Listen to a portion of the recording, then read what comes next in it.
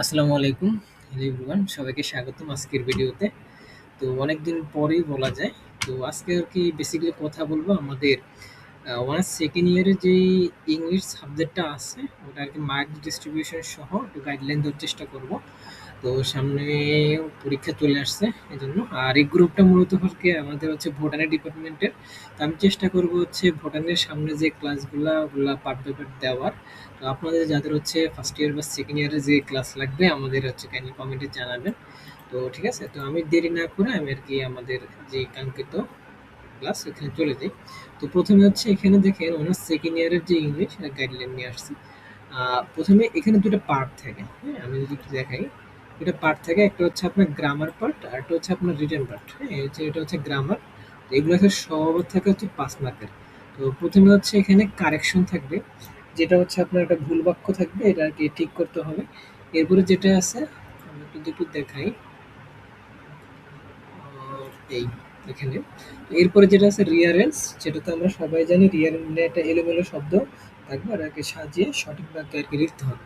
এবার answer the question, যেটা হচ্ছে আপনার পেসেজ থাকবে, পেসেজ থেকে আরকি আনসার দিতে হবে। সেখানে হচ্ছে আপনার ৫ মার্ক থাকবে এই। এরপরে যেটা আছে আর্টিকেল থাকবে, হ্যাঁ? আর্টিকেলটা আমরা ছোটবেলা থেকে পড়ে আসছি। তো এটা আরকি আমরা সবাই জানি। তো আর্টিকেলটা হচ্ছে ৫ মার্কের থাকবে এই। এরপর হচ্ছে রাইট ফ্রম ভার্ব থাকবে, যেটা হচ্ছে আপনার ভার্বের যে সঠিক ব্যবহার ওটা আরকি এখানে করা লাগবে। এরপরে যেটা আছে পাংচুয়েশন মার্ক, ওকে? পাংচুয়েশন মার্ক এটা থাকবে ৫ মার্ক। তো এটা আরকি এলোমেলো থাকবে, যেমন এক্সক্লেমেটরি, কমা, তারপরে হচ্ছে আরো প্রশ্নবোধক, এগুলো আরকি ভালো করে বসাতে হবে, হ্যাঁ? এরপরে সিনোনিম, অ্যান্টোনিম একটা শব্দ দেওয়া থাকবে সিনোনিম, ওটার আরকি বিপরীত শব্দে অ্যান্টোনিম লেখা থাকবে বা অ্যান্টোনিম দিয়ে দিবে, ওটা সিনোনিম লেখা লাগবে। এরপর নাম্বার 8 যেটা আছে সেটা হচ্ছে ট্রান্সলেশন, যেটা হচ্ছে বাংলা থেকে ইংলিশ করা লাগবে। বাংলা অনুবাদ থাকবে, এটাকে আপনি ইংলিশে কনভার্ট করা লাগবে, বা ইংলিশ থাকবে সেটাকে বাংলা কনভার্ট করা লাগবে, এরকম থাকতে পারে। এরপর নাম্বার 9 যেটা আছে চেঞ্জিং ওয়ার্ড, ওকে? চেঞ্জিং ওয়ার্ডটা যেটা হচ্ছে আপনার বিভিন্ন ফর্মে দেওয়া থাকবে, যেমন অ্যাডজেক্টিভ, ভার্ব এরকম থাকবে। তো ওটাকে আপনার কনভার্ট করা লাগবে, ওকে? এরপরে আমরা চলে আসি রিটেন সেকশনে। সেটা হচ্ছে একটা পোস্টার রাইটিং। এটা হচ্ছে আমাদের জন্য নতুন হতে পারে। এই যে এখানে প্রথমে আমি দেখাই, এই যে আমাদের যে এই পোস্টার রাইটিংটা এটা আমাদের নতুন হতে পারে। প্যারাগ্রাফ এটা আমরা ছোটবেলা থেকে পড়ে আসছি, হ্যাঁ? এটা ওকে, এটা ওকে। একটু আমি দেখাই।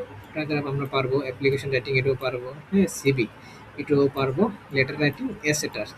তো আপনারা যদি ইংলিশ আমার ক্লাস চান তাহলে হচ্ছে আমি নেক্সট ডে নিয়ে আসবো। এখানে হচ্ছে যতগুলো টপিক আছে এই টপিকের উপরে ইনশাল্লাহ।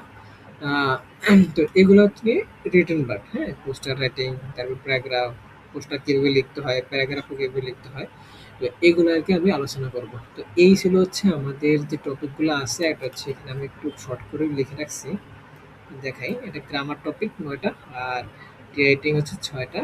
তো টোটালি সবচেয়ে বেশি মার্ক হচ্ছে আপনার এসেতে।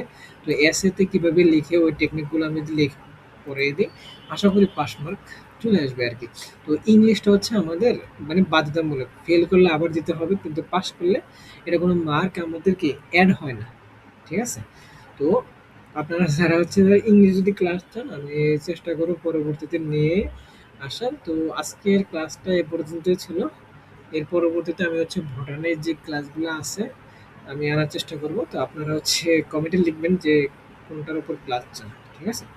তো সবাইকে ধন্যবাদ ক্লাসটা দেখার জন্য। আসসালামু আলাইকুম।